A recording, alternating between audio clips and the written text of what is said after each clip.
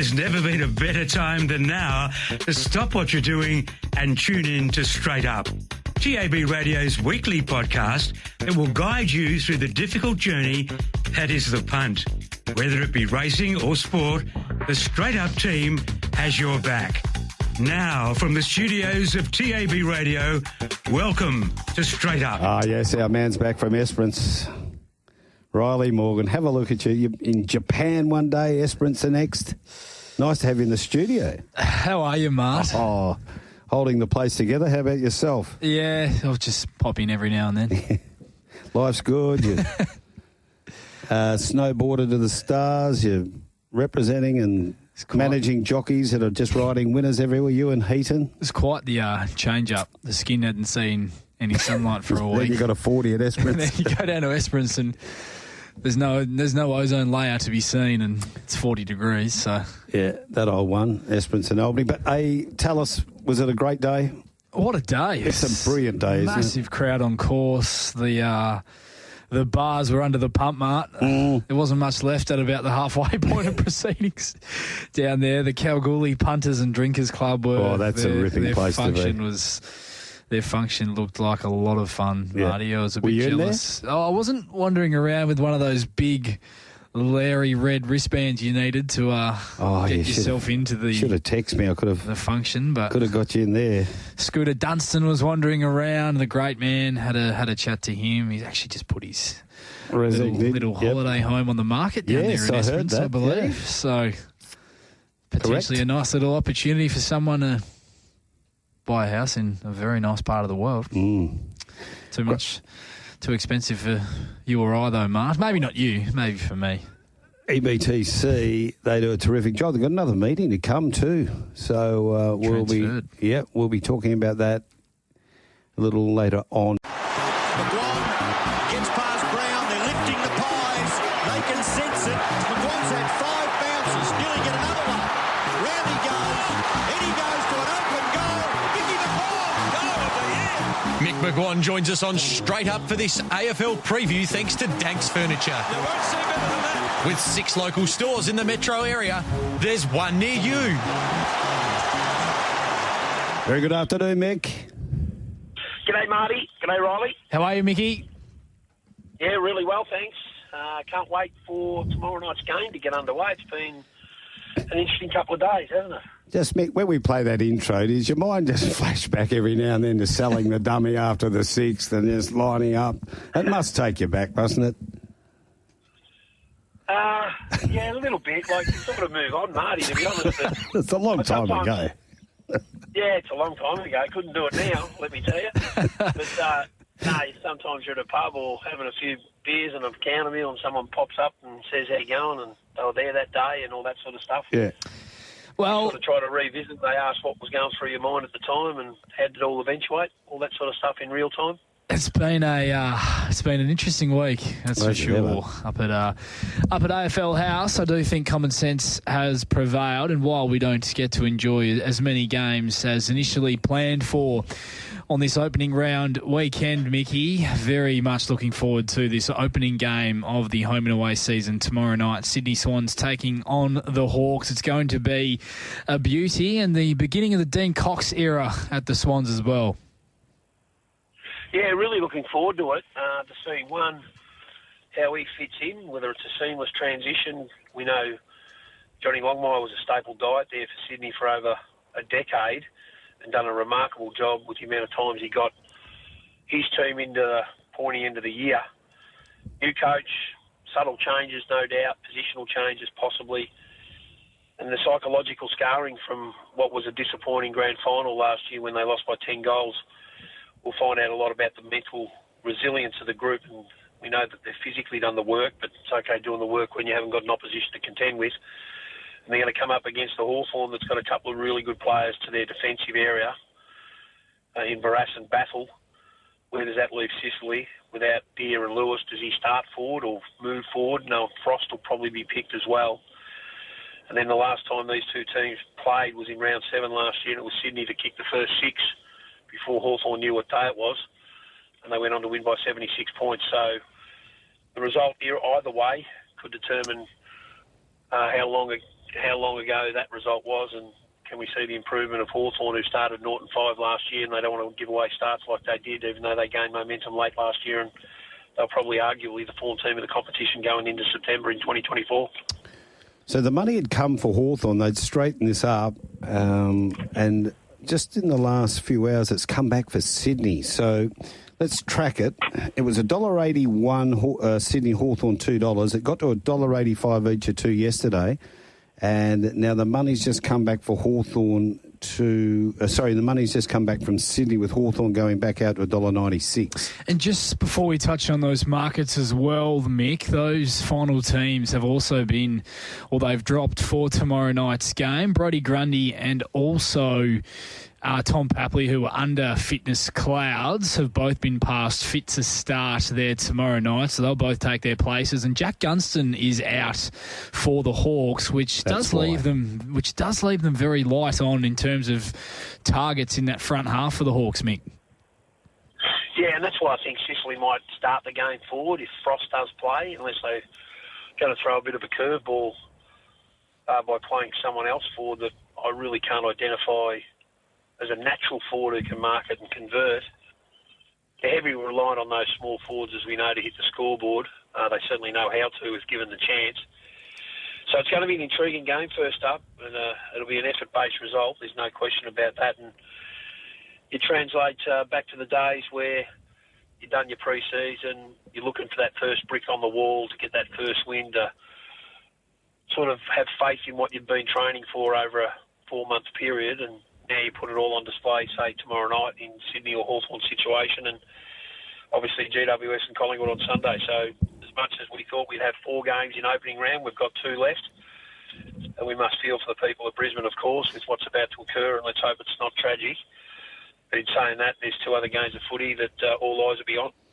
What can you tell us about this recruit for Sydney, Tom Hanley, making his debut? Yeah, small forward. He played 8 games at VFL level last year for the Swans, and he's got some real creative, natural forward instinct flair. He got injured in the Coates League early. Then they decided to pick him up mid-season draft, so he's a bit of a diamond in the rough, I suppose. Maybe went unnoticed, but Kinnear Beatson was all over him, and they put him on their list, and now he's been given that opportunity. So you got one at 19, and then you got Benny Patton, who has found a new home, who was a former St Kilda player, and he's 26-year-old, and he's going to be given an opportunity to slot into that probably defensive unit that the Sydney Swans. Noel McCartan's probably going to be used forward. Mick, what are your overall thoughts in terms of how you're approaching this game tomorrow night? I do think a lot of the result is going to come down to that midfield battle and how well Hawthorn's mids can restrict the Swans' mids from hitting the scoreboard. Players like your Chad Warners and also Isaac Heaney. Yeah, well, it'll be interesting to see what they do with Heaney. We know Mills won't play, so Heaney will probably captain the team. And we know he had a fantastic year until he was carrying a bit of an injury, and he carried that for probably 8 weeks, maybe a bit longer. He would have been disappointed with his grand final, so would have Chad Warner. They've not got Goulden due to that serious ankle fracture that he sustained in that practice match last week. They'll try to hit the ground running, and those 2 boys will probably try to be the barometer, the kick-starters, follow-me type approach. But I reckon the Hawthorn midfielders, they haven't got the recognisable names. They've got some evolving players that are going to certainly make a statement in Will Day and also John Newcombe. We know Warple works hard. And on that venue, as you know, if you get ascendancy through territory by winning centre-bounce clearance or clearances around the ground, it certainly serves your team well. So I think you're right, it's going to be won or lost in that middle of the ground. And it's hard to argue about the Sydney Swans midfielders, their goal-kicking midfielders that add to the scoreboard. And I suppose that's the challenge in transition. The Hawthorn mids have to really reference and locate quickly those dangerous forwards that like to spit forward and overlap and kick goals on the run. A little bit of weather about as well, 0 to 8. So who would that suit if it is a little bit on the wet side? I don't know. That's a good question, Marty. Sometimes when you train in summer, you're not conducive to wet weather ball handling, and they train in pristine conditions nowadays. If it's no good outside, they go inside. Some might try to survive the Mother Nature of a training session and stay outside in wet and windy and blustery conditions, but a lot get looked after nowadays compared to, say, 30, 40 years ago. You train in mud up to your ankles and try to master that and see what your kicking was like, and can you run through it and still can you use it? More importantly, can you compete when there's two teams wanting the same agate? And we've got two teams here that probably aren't privy to those conditions. If it does come down and come down heavily, it's going to be a matter of wills. Who wants to will themselves to the contest and get numbers at it, because it's not the first person that generally wins it. It might spill out to open field because it's hard to handle. It might be a bit of soap. And the third or fourth person that joins in, they're beneficiary of a fumble earlier on. So it'll be simple, the old KISS method. Both teams will keep it simple, stupid, by trying to get territory, not overhandle the ball, and just try to gain territory by surge footy, kick it off the ground, think kick rather than handball, and think distance more importantly. So I think they'll revert to that simple approach, both teams, if rain does come down. We're about 90 seconds off a start here at Pinjarra for race number 3. We'll take a look at the second match of this weekend's doubleheader on the other side. Mick, is there any interests from a betting sense in this opening game of the season? Yeah, when they touched evens, I had something on Hawthorn.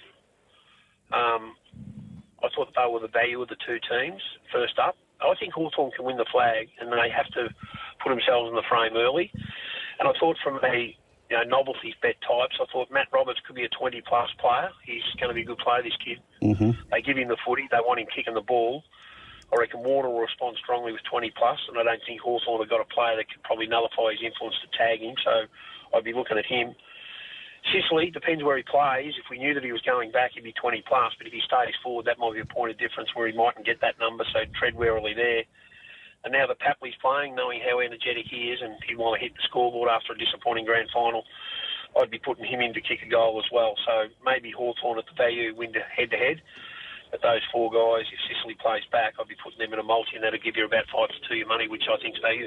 Dankz Furniture, we have Mick McGuane with us, and we're going to look at this second game of opening round, and it is the GWS Giants playing Collingwood. The latest betting there, and then Rylie will give us a look at the teams. But GWS at $2.15, Collingwood are $1.70, and earlier on they'd got to $2.25 GWS and Collingwood into $1.64. So obviously team selection must be all right for the Giants. Mick rejoins us.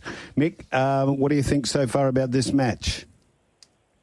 Yeah, I took the $1.98 that was on offer early, knowing full well that Hogan broke his thumb. Stringer was definitely not going to play. And their best midfielder who extracts the footy in tight situations, and more so if it's going to be a wet day, Tom Green's not playing, and Riccardi, another forward, will be on the sidelines as well. So I was just thinking, where's their goals going to come from? Heavy reliance on Toby Green and maybe Aaron Cadman. And then you look at Collingwood and you say, well, Houston's not playing due to that suspension he still has to serve from last year when he bumped Isaac Rankin. He'll play against Port Adelaide next week. De Goey's been looked after, as we've said to you guys over here. They're sort of not comfortable where he's at. He's certainly progressing in the right way.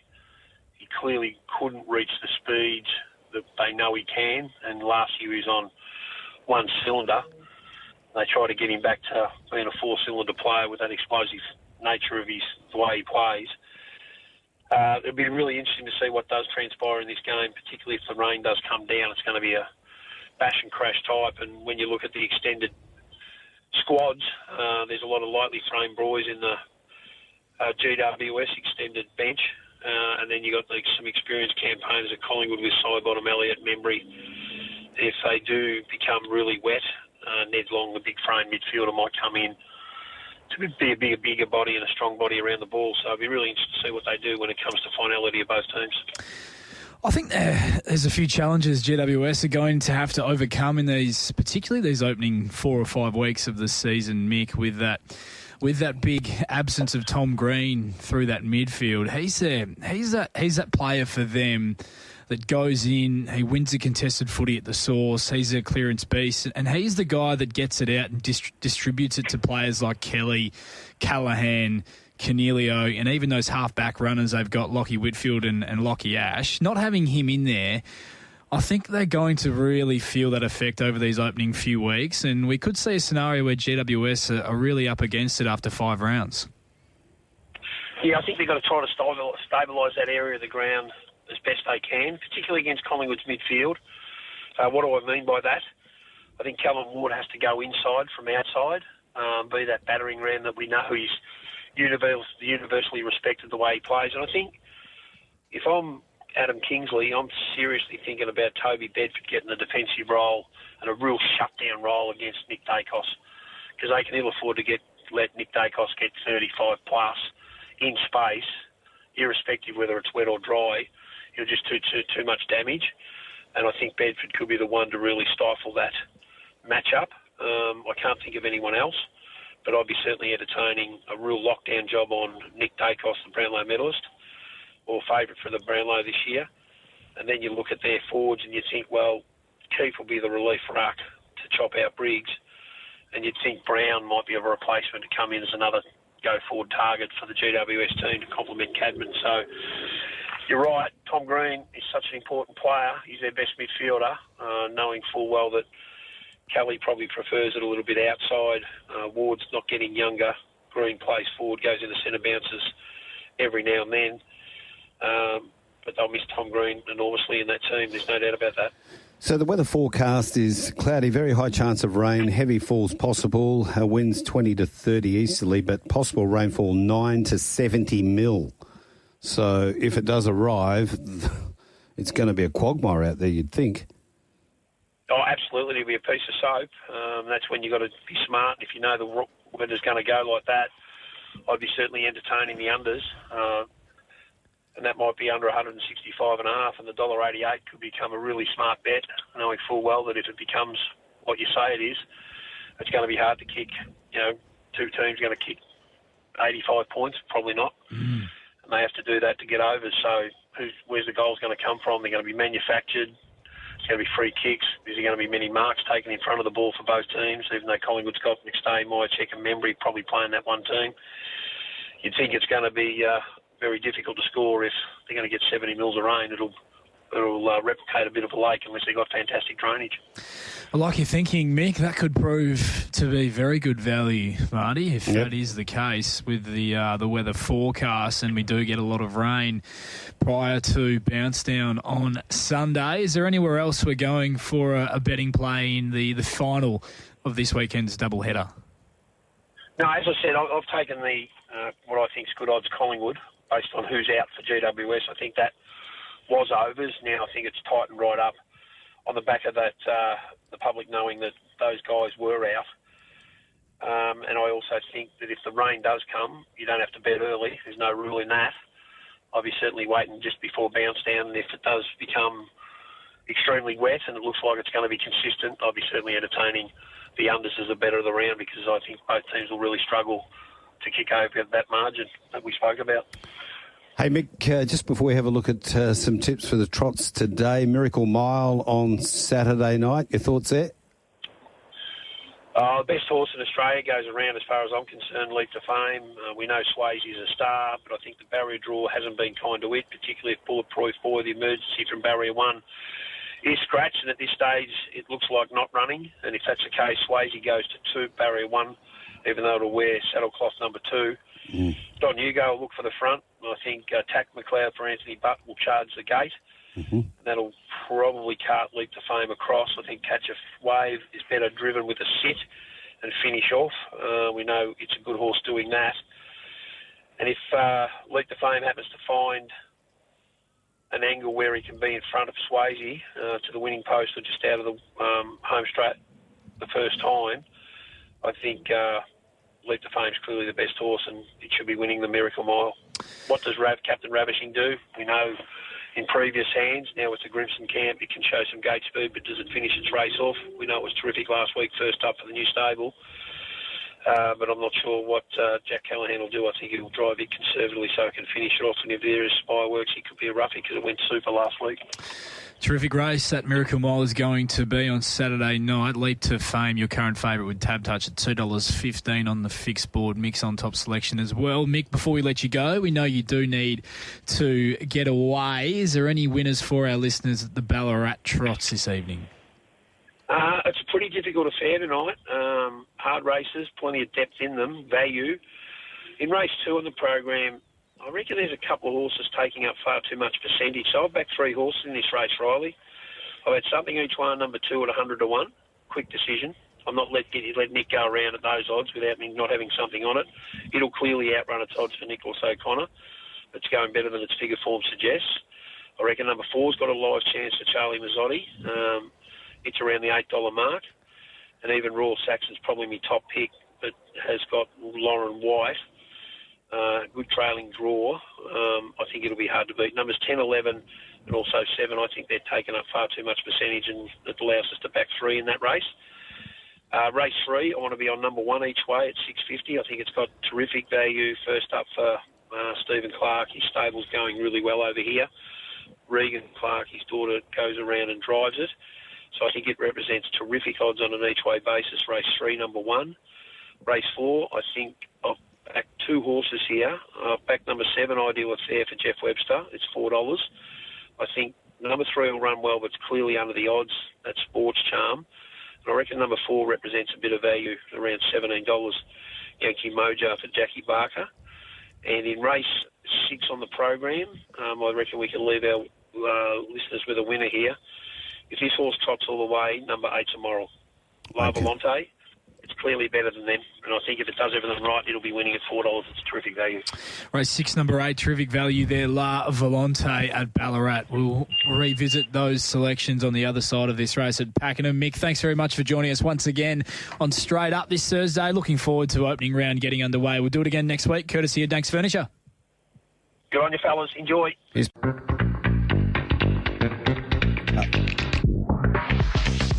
The Perth Racing Preview is where the Straight Up team finds you the winners, and here's the Straight Up team with their preview of Saturday racing from Ascot. Well, we'll make that Bunbury, TJ, but that's the way it is. We haven't got a Bunbury preview for this, and we welcome along McGuane. How are you, my good friend? Oh, hi, Mart. You're looking well. Thanks. Yeah. Thanks for noticing. Yep. And disregarding the sweat patches. The patches. Hello, Rolls. Hello, Brad. We'll talk about a couple at Ascot, I reckon, Mart. Yeah. On Sunday. The Lex. And the 1,000 guineas. Oh, the Lex. Time honoured. Piper. To Lex, if you're listening, very good afternoon. 7 away from 4 o'clock. 10, 1, 6 and 2 confirmed there at Townsville. Bunbury Cup, Bunbury Stakes. Double header. Indeed. How good. Coming down, Mart? Oh, I'd love to. But no, I can't. Busy. Yeah, we're here. Oh. Here. Very busy then. You going down? Negative. To Bunbury. Negative. Fashions on the field almost enticed me, but... Yep. I thought you'd be a shoo-in, Bradley. It's surprising. Oh, it's a shame. Are you working down there? I am, yes. After actually playing a game of footy down there on Saturday morning. South Bunbury. Hands Oval. Yeah, Hands Oval. Should be in good nick as well after the weekend. Just gone, so bit of a double header For you. for me. Looking forward to it. Should be good. 47 touches on the head. So I'm Bunbury, excited. Footy's back. the rail's at 3 metres there on Saturday at Bunbury. You know what I reckon, Mart? What? Assume on pace until it proves otherwise. Yeah, just depends if Potsy gets the sledgehammer out.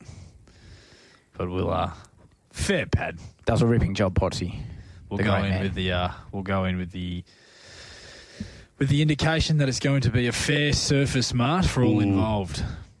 For all involved, I believe that, from what I understand, the track has played in recent times quite even with the rail in the 3 metre position. And just an overview of the two races. Stakes a little bit short on number, but a big field for the Bunbury Cup. Yeah, a little bit sure light on the Bunbury Stakes, but capacity field, as you mentioned, Mart, for the Cup, and a very open Cup as well. I think there's going to be plenty of betting interest for a number of different runners in the feature race out there on the weekend, Brad. Plenty of varied opinions and good money in the Cup. And the Stakes is a nice little field, intriguing field, and there's plenty of quality there as well. So we're looking forward to getting stuck into it, Mart. I'll tell you what we'll do. Why don't we have a look at the two races that you've gone up for at Ascot on Sunday, because we've got these horses in the yard. We're only about 4 minutes away to start for the next at Pinjarra. So let's run through the horses for the 1,000 Guineas and also the Lex Piper. Righto, we will start. Do you want to start with the market, Mart, and I'll load these bets up. Right, 1,000 Guineas. Noah Quintilli's 51. Now Glasgow Lass, she's been 484.60. Ron's Final Flutter 13. Flower of Gold 7 to 550. GG Pops is 10 to 850. Summer's Legacy spec'd into 26. Hell of a Goddess 21. Twilight Tale 390 to 360. Fun Charles 850. Casa Venus 71. Mississippi Dawn is 26. Machine Gun Gracie at 750. Nicky's Affair and Invincible Thief both 151. That's the 1,000 Guineas. Early LPM, Mart, local pro money. Twilight Tale there 700 at the 390. GG Pops, if you don't mind, 500 at the $10. Another 500 at the 950. Machine Gun Gracie 500 at the 750. Glasgow Lass, it's almost text message money, but there's been money. Hell of a Goddess as well. He can't send out two texts, can he? Group text. The Dutch. The family group chat. The family group chat. Feature race Dutch. Money Hell of a Goddess, yes. Money Glasgow Lass, yes. More money Machine Gun Gracie. So a good little book here, Mark. Lex Piper Stakes, and this is over the 1,600, and number one is All Grunt as your $2.70 favourite. Too soon around the 320s, been backed in later. Alligator is 12, Playfair is 14, Sales Session 460, Kum is 91, and Max Who's Stappen is 81, and Superfluous is 6 to 550. Early LPM, All Grunt 1,400 at the 250 Mart. The sharp money from there has been for Arkum and Too Soon. Arkum Too Soon. Good Quenella. Story of my life. Too Soon's the one where the Sharks are circling Too Soon, but expecting more support for All Grunt. That's good probably, we can't get any better than that. You've topped us early. Yeah, I think we can sign off on that. Just played the right bower on us and won the game. Let's leave it with the team at 7+ for the rest of the afternoon. Any thoughts those two races at this stage, Riley, or a bit early? Yeah, a little bit early. Haven't actually had a chance to get stuck into that form on Sunday yet, Marty, but a couple of very competitive fields. There's going to be plenty taking different angles across both of them. Gee, I love the win of... I know it was only a maiden, but Machine Gun Gracie, that was a very impressive maiden win at Pinjarra over the mile. I'm really looking forward to seeing how she measures up against some of these more proven fillies in this grade. Twilight Tale could be a star from what we've seen in her first two career runs. Bred beautifully for Peter's Investments, drawn another plum barrier, gets in on the minimum as well for Clint Johnson Porter. No surprise that there's been early support there, and fillies, we know what they're capable of at the top of the tree there in Glasgow Lass, Ron's Final Flutter, Flower of Gold. Glasgow Lass was close to the run of the race without any luck in the challenge last start, and Flower of Gold was probably, many will argue, equally as good in second. So, what a lineup. That's so intriguing to watch that race, and there's a progressive talent everywhere, and it's not just in one part of your Navigator speed map, Mart. It's leaders, it's midfielders, and it's back markers. So it was very exciting, and just love that Machine Gun Grace. One of those machinos that just bowls along at the same pace through the winning post as it was at the 400, and looked like it almost had another lap in it. So yeah, really excited to see these fillies get together. Okay, let's commence our look now at the big meeting at Bunbury on Saturday, and it commences with the Bunbury Ford West Speed Platinum Handicap. It's over the 1,690 metres, and the first is due to get underway at 12:19. One Success Play, $757. Two Terratif is $1.60 and $1.45. Striking Fella 21-17. Roundabout Glory 15-14. Belle Journey 14-12. Best of the Gods has been firm at $7, and Hula Hoops at $34. They're happy to play early at Terratif, Mart. 1,300 there at the $1.60. Roundabout Glory, 300 places at the $3.30. Another 500 there, Terratif at the $1.50. Pretty much small stuff after that. This will be anchoring a few multis tipping rolls. Yes, you'd think so. Bradley, she was very impressive last weekend. It was a pretty soft, stylish win. It was the win of a horse who could continue to progress through these lower grade Saturday races. Brad, as expected, she's very short on the backup. Out to the mile, I will say 59 kilos is a fair bit of weight to carry for a fairly slight mare. There isn't a lot of her in Terratif, and she does jump up 3.5 kilos at the weight, stepping up in trip. So it is a bit more of a task for her this weekend. Perhaps my only concern with her, but I do think she's got the class and ability edge on these, Brad, and expect her to be winning, but no interest at that price. Best of the Gods is going well, was 1,300 to the mile last start, did a lot of the bullocking work throughout on a strong tempo. I didn't mind how he whacked away late in defeat, and maps for a similar run in bar, I guess, the favourite, what many would argue is a lesser race 7 days later. So I can understand there being some, if you like your exotics, some support for, or even an each-way play, support for the 6 Best of the Gods. And another runner I did want to touch on quickly, Roundabout Glory, was freshened up last start, and I thought was very unlucky not to have won that race. Looked to be absolutely bolting when completely chopped out very late in the piece, and that race has proven to be a nice little midweek form references as well. And this time around he draws to well and truly stay out of trouble in a small field, and both of his career wins have been at Bunbury as well, something to note. So clearly appreciates the home deck. Yeah, could absolutely entertain a placed top 2 bet sort of activity Roundabout Glory, because I concur that it was pretty stiff. But yeah, Terratif looks the one, doesn't it, Mart? The rising distance and the weight combination, probably a slight concern if you want to have any concerns at all, but that's about it. Okay, Mickey just went down in that second race with the 4. He went 2.49, and it has just been nosed out on the line. Pakenham race number 4 to go in 5.5. 2 Trust Sylvester 151. 3 Cheers 12. 4 Cosmic 14. Number 6 is Skull Morley 290.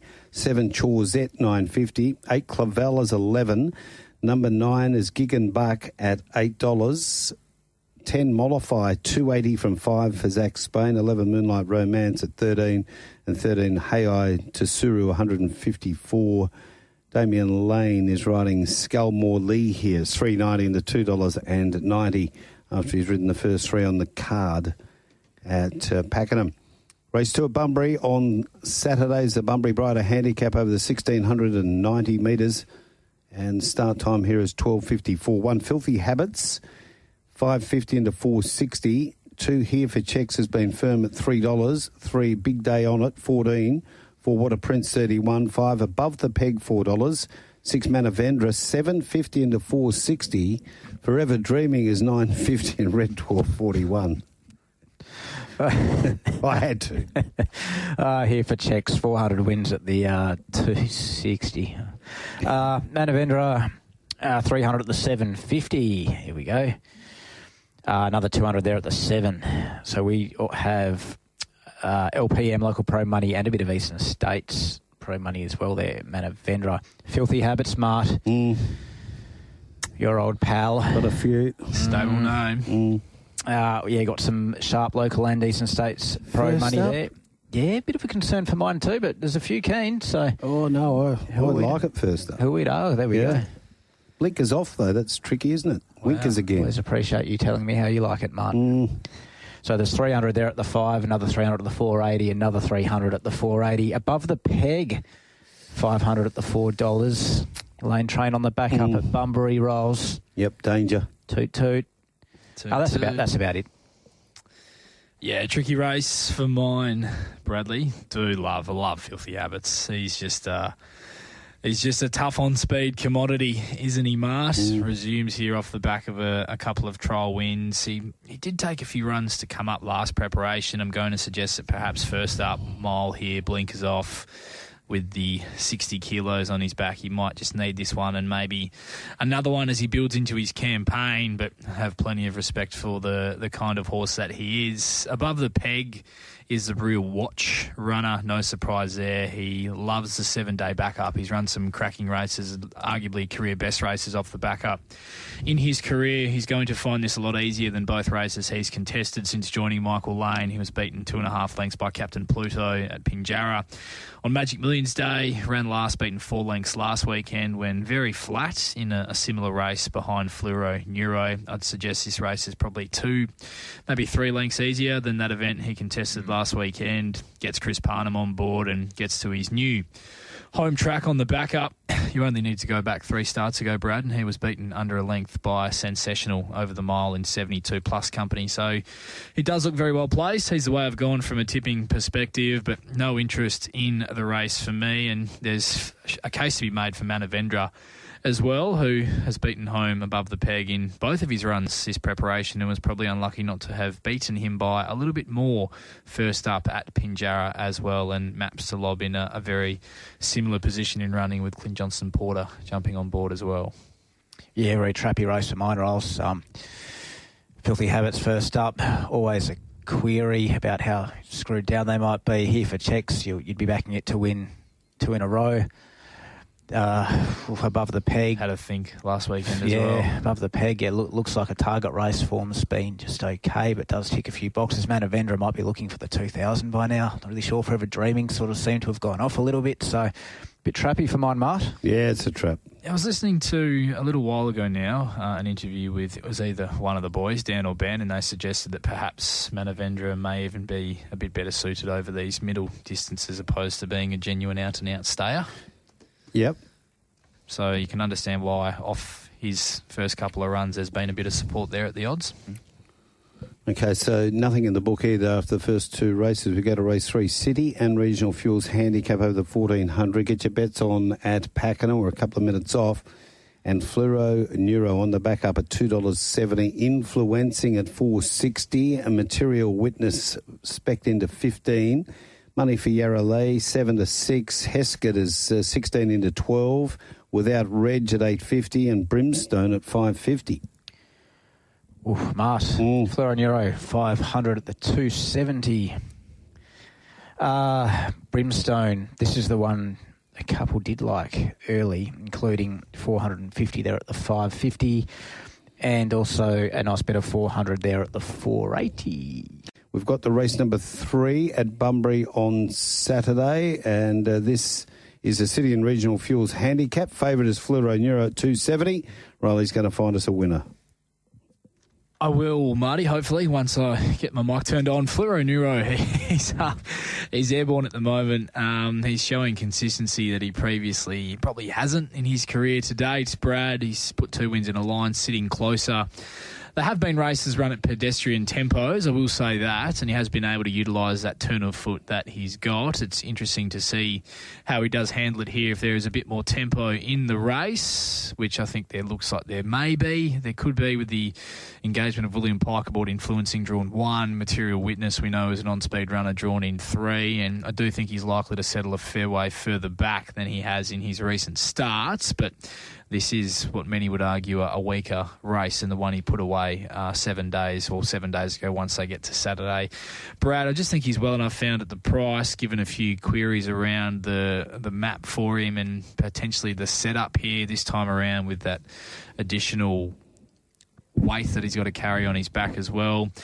I like Brimstone here for Robin Kate Whitten. He's a former New South Welshman who hit the line last start, second run here in WA, like a horse who just really crying out for some extra ground up to the 1,400 metres, which he gets here. He got home in the best last 200 of that race behind Watch Me Rock. I like that form reference. I'm expecting it to hold up as we get deeper into this program, and we've seen Angel Undercover frank that form last weekend at listed level as well, Marty, finishing right there with Twain's Angel and Generosity in the Marjorie Charleston. So you can certainly respect that form reference. Gets in with a featherweight 52.5 kilos here after Luke Campbell's claim, and I thought there was an opportunity to be a bit more aggressive from that good draw, sit closer in running, and presents on the Whitton's home track at Bunbury as well. So got into $4.80, now drifting back out to $5.50, which was opening price.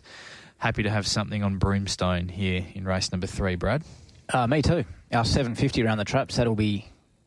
Yeah, we went up pretty short. We thought we were pretty safe and out of the way, and the punters still came, but the bigger prices are available around the traps now. So saying that it may well continue to drift, although there will be some more late money by the looks of things. But, yeah, $7.50 around the traps, that's pretty comfortable for me. I thought both its runs this prep have been great. So okay, both boys on Brimstone. Race 3, number 7 at Bunbury on Saturday. Correct, you're on straight up, almost 25 minutes past 4 o'clock. We're up to race number 4 at Bunbury on Saturday, and that is the William Barrett and Sons Vase Handicap over the 1,200 metres and 1. Play that. Funky Music is $12. 2. Lon's Delight is $6.50 into 5.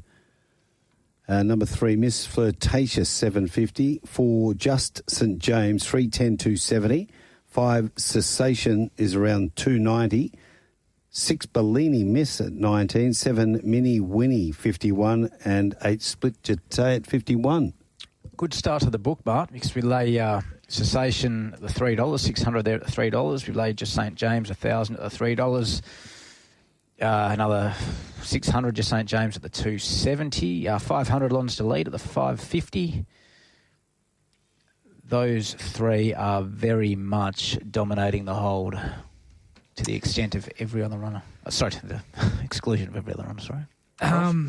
Yeah, I had 2 runners of interest for me here, and just waiting to see what the market does with Lon's Delight, Brad, given Bunbury not always the easiest of places to make ground, and the fact that he is likely to be back there last in running, but he's back pretty sharply in class here on his recent runs. He never got cover in the run last start, only peaked very late as well. I thought it was a really good effort, beaten just over a length. Watch Me Rock, who, as we know, that's form I'm going to be following through this program. Angel Undercover as well, who we know performed out of her skin in that Marjorie Charleston. Smaller field should suit the kind of horse that he is if he can just get back and wind up into the race. And there looks to be a bit of tempo in this race on paper as well. And as a previous winner at Bunbury as well, Brad, and potentially with Chris Parnham sort of back to her inside, I thought this looked a nice setup for Lon's Delight. I'm hoping for something $6 plus to be getting involved there with him, and hopefully over the first 3 races we have seen some horses make a bit of ground from midfield or just worse than, to really sort of re-emphasise that point. But I just think from a price sense, he poses more value for me at the moment than Just St James, who, very respecting of how he's going, he's got plenty of upside. He's got a lot more upside than most of these, I think. He's unlucky, Pinjo. Luckless last start. Was very unlucky. Rocking Gem, subsequent winner. That race has held up a strong form as well. Shooting Spirit, dominant winner midweek through that same race. Start prior to that, remarkable win at 1,200 metres in a West Speed Platinum. Not the strongest of races, but just where he settled in running and how he just dropped them off over the final 100 metres was very impressive. He's a horse going places, and that West Speed Platinum's actually proven to be strong form. 3 subsequent winners, 3 subsequent place getters as well. So there's plenty of ticks for Just St James. I just think at the price, given Lon's Delight's coming through stronger races, that there's perhaps a little bit more value with him. But happy to just sit and wait and see what the market does, as I would like a bit of a better price, Brad. I'm inclined to agree. It is a horse that tends to drift, doesn't it? Quite often, Lon's Delight, so we should get a better price. The other one I'm looking at, Miss Flirtatious, it's being spat out a bit by the market. It looks the one to me that's going to get a pretty nice, cheap, on-pace type of run, and on its day can absolutely take care of these. So Did you think Cessation would burn across and cross her, and she then takes the trail? I've got no idea. I think we're all sort of guessing in regards to that. You've also got to play that funky music in the race as well. Got speed. So there's a bit there, so it'll be interesting to see what happens early. But at least sort of by virtue of the draw, Miss Flirtatious can sort of posse you where comfy. What's old Slippery SJ up to here with the horse I like in Bellini Miss? Oh, well, he had one. No trial. He produced one first up. You no got him trial yesterday. He got them yesterday. She's capable. Don't be put off thinking she needs a mile of rings fresh. She's run some really good races, and she's won at 1,300 and 1,100. So just keep an eye if there's any money for it. You know what he's up to. For the graphic, Mark? Oh, no, I'm not in. There's no graphics anymore.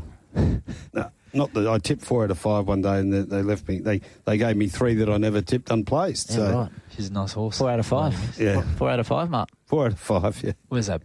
That Oh, it's here somewhere. I don't know where it is. Oh, there it is. What's he doing out there? He's a bit slow today.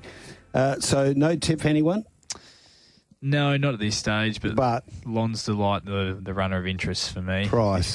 If they've shown they can make a little bit of ground up as well, Martin, over those first 3 races. Righto, let us go to race number 5, and this race is due to go at 2:55 over the 1,200 at Bunbury on Saturday. Loves Talking, 250. Spirited Strike, 950. Artistry and Motion, 23 into 12. Fiery Spark is 13. Number 5, My Autora at 440. My Authorita. My Authorita. Number 6 is Averting Champ. Mr. Chino, 31. 7 Hard Solo, 20. I'll call it John. 8 Solar Crest, 550. 9 Why She Stayed, 61. 10 Pure Silver is 81. And 11 Searching Times, 23 into 17. I thought South Park would have been one of your shows, Mart. Nah. No? No. Right up your alley, South Park. The big boy liked it. I wasn't a South Park man. Can't watch everything. No, true. What do we got here? Well, have we got some activity here, Mark? You'd think so, 2-year-olds. Well, Searching Times, they locked the 23 early. A little sneaky 100 there, and then another couple of 100, and then into $17, and someone's had 500 each way on it, Searching Times. So Fiery Spark, 250 at the $9. Solar Crest, the money's starting to build up there. And Mr. Chino, there's obviously some punters thinking it'll run a nice race on debut. So the horses in the market, Loves Talking, basically friendless at this stage. And also the debutante My Authorita, which trialled very nicely, Rolls, is also friendless. Yes, I think this is going to prove a very nice 2-year-old race moving forward, Marty. There are some really nice juveniles at big prices as well. In this one, this is one of the races of the day for mine. I've got a lot of respect for the favourite, Loves Talking, who ran time in a strong debut win over the 1,100 metres. Thought that perhaps she may have to do a bit more work to get across here from the barrier up to 1,200 metres, extra kilo on her back. So I thought perhaps she might be a little bit more vulnerable this time around. So the $2.50 in this field I thought was well and truly under the odds with Loves Talking. Solar Crest was taking some very good ground off her late in the piece for Tony Triscari on debut. Gets 2 kilos on her here and looks very well suited off the manner in which she finished off on debut up to the 1,200 metres. So I thought Solar Crest was capable of turning the tables on our favourite here at the price, but a number of runners that haven't made their debuts yet. First time we see them at the track. Marty, My Authorita couldn't have trialled much more impressively for Dan Morton. Brad, they've been very impressive pieces of work, hasn't been asked for a great deal, and looked as though he also had a great deal left to offer in both of those public appearances as well. Completely agree. And if it does get out to about that 550 range, My Authorita, that will be getting me. My issue with this race, Loves Talking, it's drawn the wider skate. I'm not sure I see too many horses that are really going to want to hold it out. So I think it might get there quite comfortably, Mart. So maybe that barrier 11 might just give it the chance to amble across at its own leisure instead of having to do a bit of work, and it might actually work out in its benefit. I thought we could see a horse like Artistry in Motion kick up from barrier 1, and I thought he trialled really nicely as well. And no surprise, there's been some support there at the price. Really like the recent trial, Marty, of Fiery Spark for Wolfie.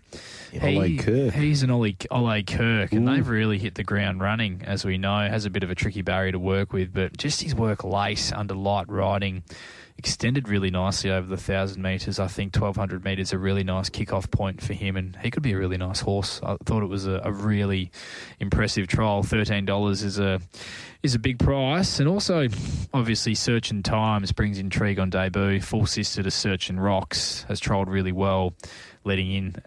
Also, lovely soft draw. We know Search and Rocks was a dual winner early in her career as a 2-year-old, and from all reports, Brad, she's got every bit as much ability as at the same stage of her career. So intrigued to see how she goes as well on the weekend. Yeah, very good info there. And Spirited Strike was a really nice debut and can run a fantastic race as well. This, as Riley alluded to, there's might be a bit to go on with this 2-year-old race. Okay, just having a look at Mick's tip at Pinjarra, race number 3, led all of the way and then gunned down late and missed the kick for the punters. Okay, so are we putting one in the book here? No, nothing in the book for me, but this is going to be a very strong form reference moving forward for the juveniles, Mart. Okay, we're about 5 minutes off our next event from Pakenham, so we should be able to get race number 6 in, the Bunbury Volkswagen Handicap over the 1,100 metres, and this is time to go at 3:34. Number 1 is Ruler Rock at 12, 2 Sky Duke is 7.50, number 3 is Magnus Sonic at 15, 5 Barney's World 7.50 into 5, 6 Scorpion Ruler $4, 7 Best Mood $7.50, 8 Prize Recruit $7.50, 9 is Brazen Bid at 5, and 10 Fans $31. Local pro money Scorpion Ruler 550 at the 460, which you cannot have again, but the punter that then had 600 at the 390, you can go again.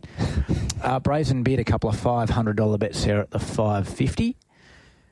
Barney's World, local pro money at 300 at the 750. What else have we got here? Mart would have been a Barney's World, man, over South Park. Barney's.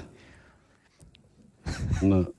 Yeah, I wonder what the appetizer was before that. Sky Duke, local pro money 300 at the 850. And plenty of money piling up for Scorpion Ruler there, a number of $250 bets at that 390, 420 type range. Just a light deduction on that scratching there, Mart. Shouldn't be much of an effect at all in the market. Hoping you might have something for us here, Bradley. I thought you could make a case for pretty much every runner in this field as a genuine winning chance. Very compressed market as a result. I thought this. I had absolutely no idea in this one. I thought in a similar vein to how you see the 2-year-old race unfolding, Brad, for Loves Talking, I thought perhaps that Sky Duke could get across and lead this despite drawing wide. I'm expecting they might look for a bit of cover with Scorpion Ruler, given what transpired after leading last start. Maybe that she might be a little bit better with something to chase, which could allow Sky Duke to get across and to the front. Second up, arguably better suited at 1,100 metres, I think, at a track he's performed very well at previously. I thought he could certainly give them something to run down at the each-way price. That's about as far as this race goes for me. You could make a case for pretty much every runner in this field, given how they're all going. Yeah, for sure. The couple I'm looking at, Marta Prize Recruit, I think about $8 around the traps or something like that. It looks a nice enough setup for it. One I will consider backing late, because I think it'll continue to drift, is Ruler Rockets actually put in some really nice runs last prep, and against better horses than this, that's for sure, and actually looks to map pretty well, and I wonder if this might be a bit of a target race for it.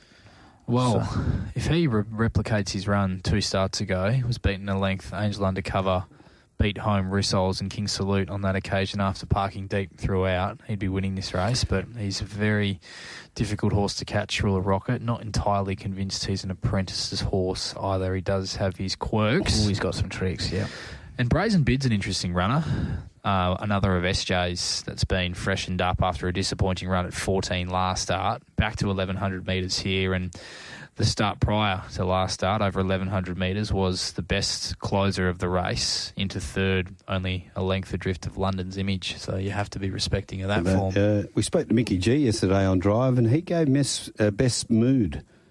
And there was a couple of reasons why he thinks this horse will run a much improved race there. Not saying it can win, but he thought it could run into the money. Very capable horse on its day. Gee, I thought he trialled really well prior to resuming, and his 2 runs have been quite disappointing for mine. Yeah, he sort of suggested there were reasons that they've sorted out. Just back to the 1,100, the gear change there. And I think Blinker's on, isn't it? From Blinker's memory? on, yeah. Blinker's first time. Expense it to really run an improved race. Yes, we're into the big ones now. The Tab Touch Bunbury Stakes. A very good afternoon to David Short, our good mate, listening in. This is over the 1,400 metres. A one-man crush is $5. 2 Triple Missile 10. Number 3 Vast Art 16. 4 Bruce Almighty is 31. 5 Desenia is 51. 6 Final Siren is 8. 7 Ice Peak Nick $4 and 8 Watch Me Rock into 2.15. Mart. Yes. How's yours? Watch Me Rock, Mart. 1,500 at the 235, 1,000 at the 230, 500 at the 225, 500 at the 225, 500 at the 225. Ice Pick Nick, 350 at the 420, another 350 at the $4. Destinate. There's a bit of rank and file money. Destinate, the big price piling in. Plenty there. A little bit of snipping Triple Missile. Fair enough at that price. Mm-hmm. And plenty of your 100s, 200s, 300s. Watch Me Rock. Watch Me Rock. Very, very nice horse on the up, isn't he, Bradley? Of what we've seen from him when they chucked those blinkers on him. Since that day, it's been all very impressive. Very good win, fresh at a distance. It was always going to be a little bit short of his best.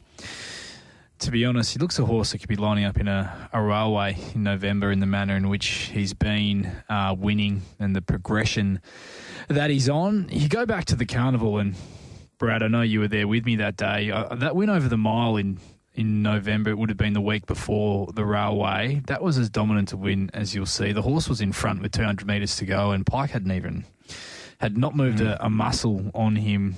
1,400 metres here.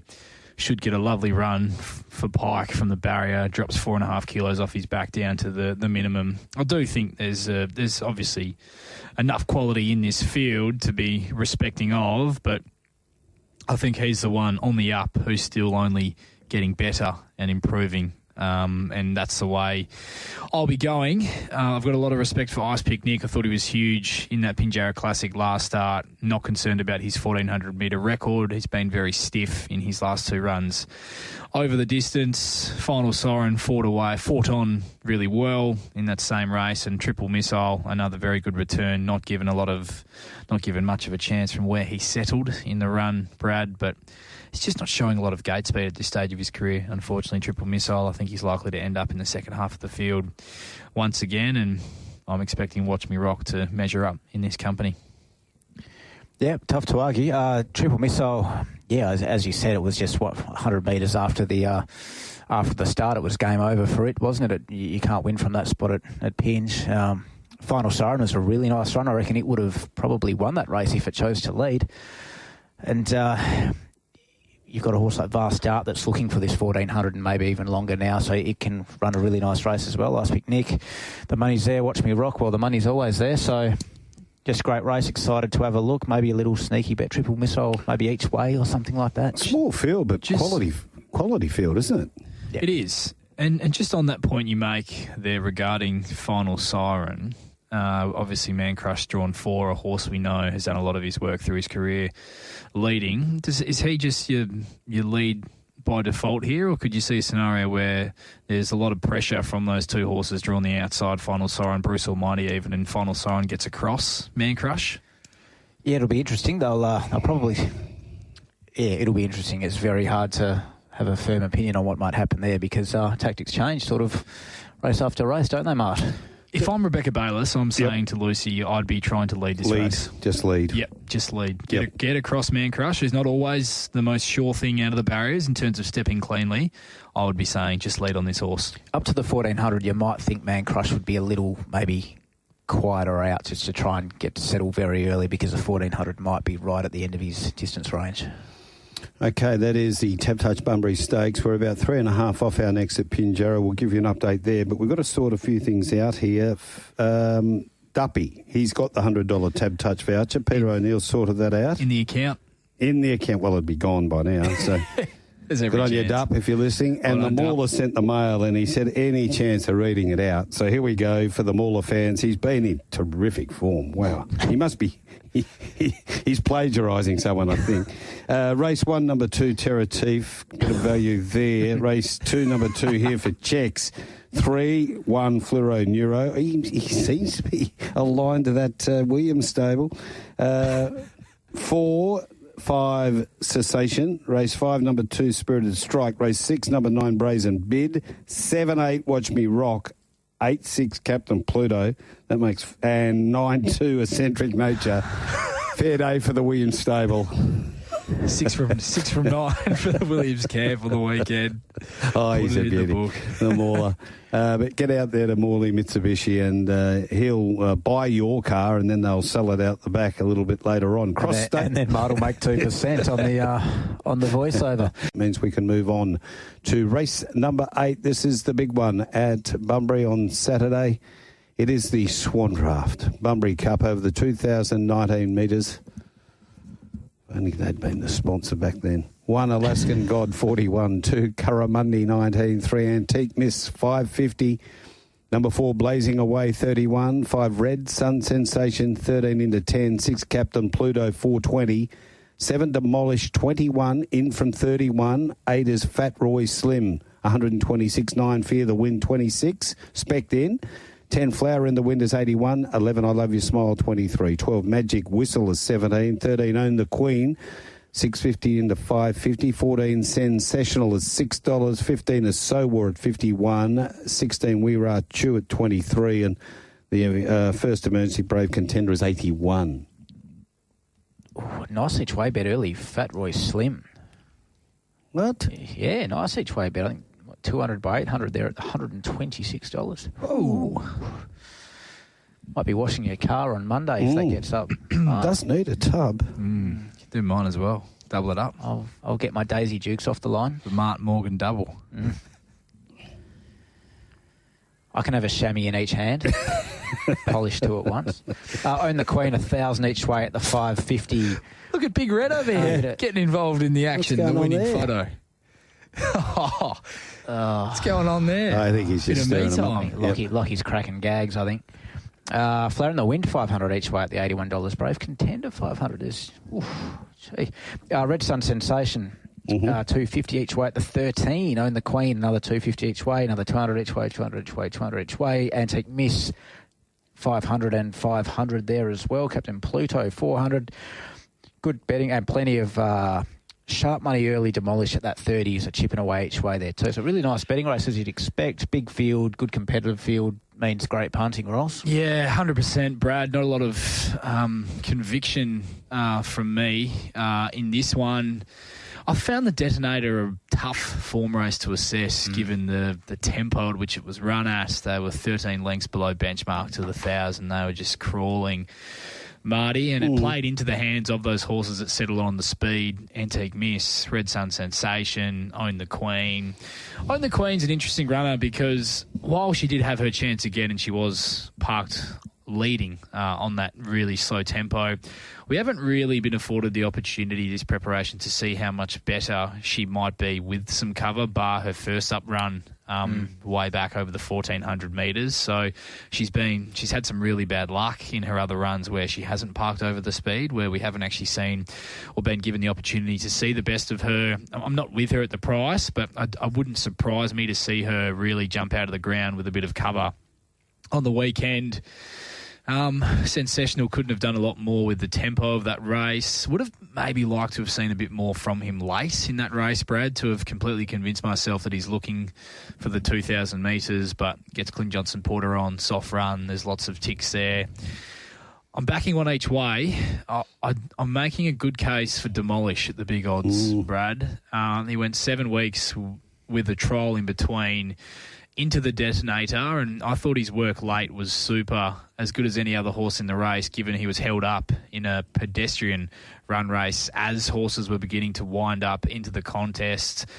I thought it was a really, really good run from a horse we know more than measures up in the best staying stock we've got here in the West. He stays out of trouble here from the gate. Could obviously be a bit of a poison chalice drawing wide as well, but stays out of trouble this time around. 2,000 metres, no issue. That'll suit him. Brings that really strong staying form, as we know. Has a terrific second up record once he gets that run under the belt. And you could almost say he is second up here, given he was 7 weeks between runs from the Perth Cup, with that trial in between getting to the Detonator. I think $21 is a really nice price. $5.50 the place. I think that is your best each way bet of the day, Demolish in the Cup. Did you hear Neville during the week talk about Demolish? I haven't heard that. He gave it a good push. Really good push. Unlucky. He just said the way that race was run, he called it pedestrian pace, gave it no chance. But the horse has been working extra well, and he was full of confidence about his chances in the Bunbury Cup. Big price. And the stable is just humming, isn't it? Always. Nifty. So many I could get involved in. Curramundi getting out to sort of 20-1 was another one that was a really nice return and can win races like this, has this sort of ability. I think Fear the Wind is actually building to something quite nice and finally up to 2,000. So there are a couple that will absolutely be going into my novs. Fear the Wind's a really interesting one. You'd think on paper that's a horrible draw for him. I agree. I think he is looking for this sort of trip now, Brad. But there's not a lot of speed in this race. You look at this race from a speed map perspective. Antique Miss, I expect them to be positive again. Magic Whistle from that wide gate will come across. I thought they might try and lead with Magic Whistle, given how he's been going. Stepping up into this sort of company.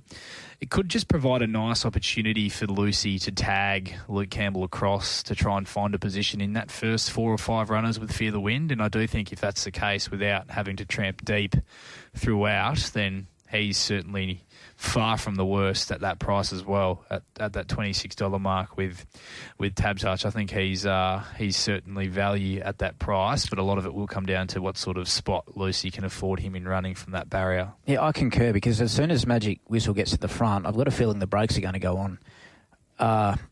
I think like a horse like Antique Miss, if she does go forward, will be happy to hand up the breeze to another horse. So Fear the Wind might be able to get pretty comfortably to the breeze. You look at horses drawn inside, like your Own the Queen will be looking for cover. Sensational looking for cover. Red Sun Sensation seems to always prefer to have cover. So the soft breeze is probably there, which you'd take that. And there's been excuses with Fear the Wind. He was a super return given the layoff in that race over 1,500 metres on the 18th of January. Was perhaps a little bit flat second up, which can be the case with these staying types off a really long break, and then just wasn't suited at all with the tempo the Detonator was run at. So you could make a really strong case that he, despite what it might look on paper in the form guide, is going a lot better than it reads. Yep, agree. But also, Mart, sorry. Yep. No, go on. Well, Blazing Away, obviously, you've got to respect I was about to say it. There we go. Very similar position in running the Detonator last year before he come out and won it. It was a very nice sneaky run late, hit the line well. So he won 2 Bunbury Cups. He's won 2, so, yeah. So going for the... Remarkable. When he won it last year, he was 11th, beaten 6 in the Detonator going in. So Harrow's... He's following the right form. Yeah, he's up to it again. And what price? 31, I think. It's that sort of race, It's that sort of a race, isn't it? I think if you get novelties right, we better get some numbers for the tomato flogger. He'll be all over this, the pick 4. But numbers here? Demolish each way. Yeah, Demolish each way, and Fear the Wind's the other one that I'm looking at a big price, and I can't get Captain Pluto anywhere near that price in this field for mine. Yeah, I can throw them all in novs. Also can throw Curramundi into novs. It's that sort of race. It's just a cracking addition. Pinjarra Race 6, 3-2-1-5 cross statement. Zeph Johnson Porter 281.40. Too Much Talk $1.60. Special View 160. 610 Quinella 13.20. Exacta Trifecta 32.30. First four 3-2-1-5 65.98 and 3-16. Number 9 Mini Winnie out. We've got 2 minutes before Pakenham. Race number 6 and 1 missed the mark as a roughie out to 71. 2 and holders $8. We've looked at this. Affirmative ladder 6 into 4 for Jamie Mott. Mystery Blonde is 7.50 out to 9.50. Triumphantly is 4.20 into 3.10 for Carleen Heffel. 9 into 7.50 is 10 pocket size. Let's get through the betting at least for this last event of the day. Big night eventer, the MGIB handicap over the 1,400 metres, and the start time of the last is 5:15.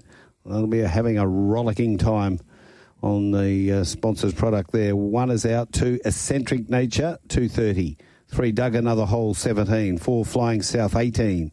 5 Premium Girl, 4.20 into 3. 6 Mean Machine is 8. 7 Red Tory, 9.50.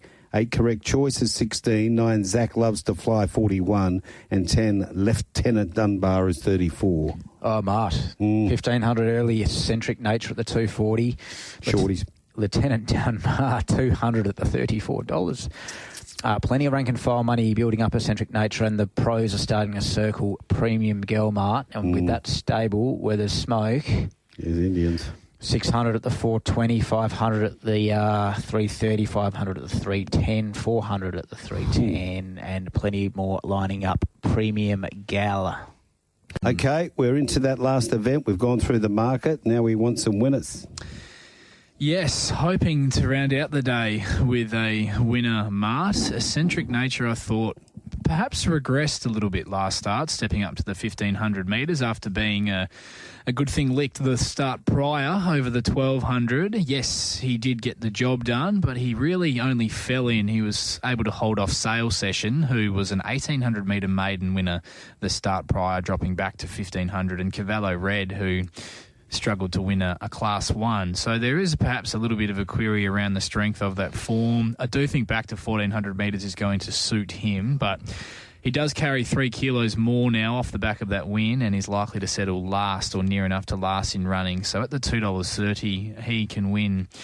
Without me, I'm really keen on Premium Girl here to round out the program.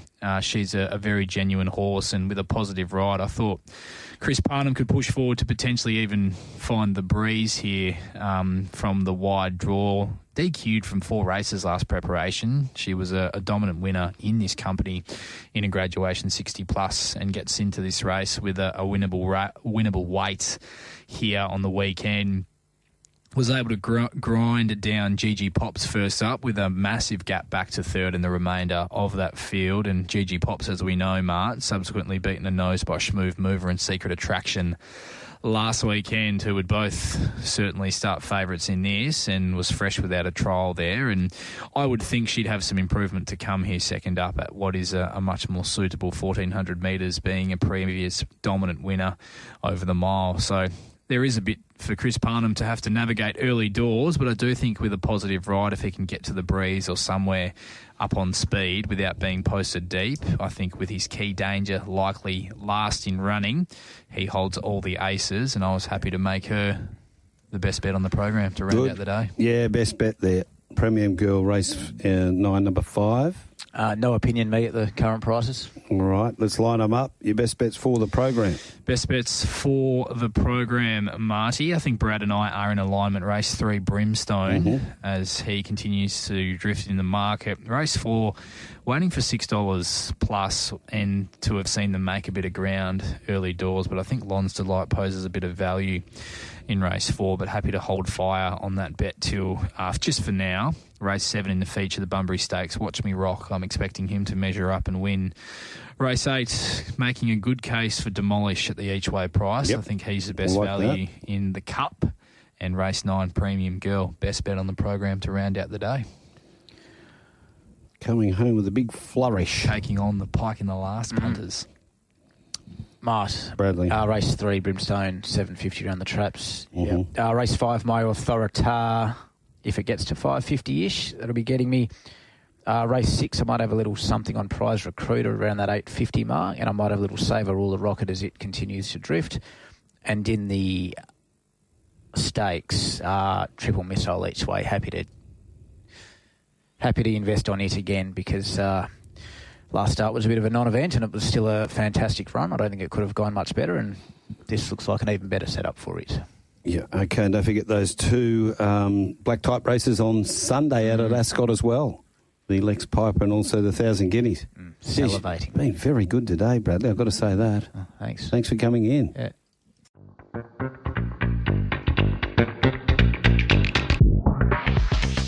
We hope you enjoyed another stimulating episode of Straight Up. All betting markets supplied by Tab Touch. All care, no responsibility went into the production of today's podcast.